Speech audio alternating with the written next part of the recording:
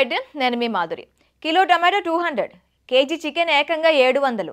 2 రోజుల క్రితం మార్కెట్లో ఆ రేట్లు లేవు కదా అని ఆలోచిస్తున్నారా?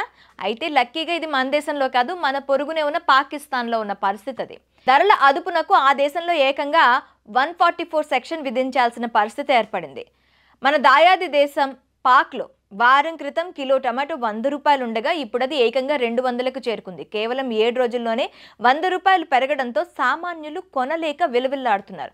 ఒక్క టమాటో పరిస్థితే కాదు, మిగిలిన కూరగాయల ధరలన్నీ అక్కడ బగ్గుమంటున్నాయి. తాజాగా బక్రీద్ పండుగ నేపథ్యంలో అక్కడ నిత్యావసరాల ధరలు మరింత పెరిగి ప్రజలకు పెనుభారంగా మారాయి. సామాన్యులకు ఏ వస్తువు అందుబాటులో లేకుండా పోయింది. చాలా కాలంగా పాక్లో ధరలు పెరుగుతున్నాయి. ఇదే అదనుగా వ్యాపారులు పండ్లు కూరగాయల ధరలు అమాంతం పెంచేశారు.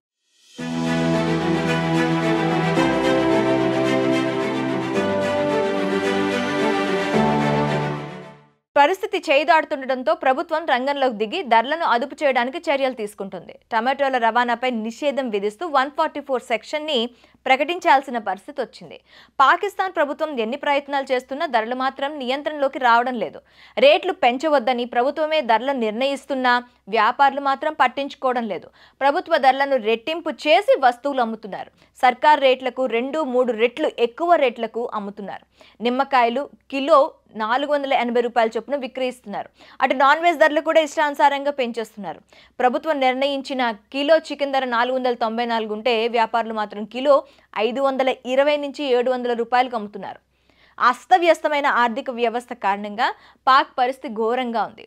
ప్రపంచ మార్కెట్లో ఆ దేశానికి అప్పు పుట్టడం కూడా కష్టంగా మారింది. అసలే ఓవైపు ప్రభుత్వాన్ని నడిపించలేని పరిస్థితుల్లో నిత్యావసర వస్తువుల ధర ప్రజల నడ్డి విరుస్తున్నాయి. ఇక ప్రజలు తీవ్ర ఇబ్బందులు ఎదుర్కొంటున్నారు.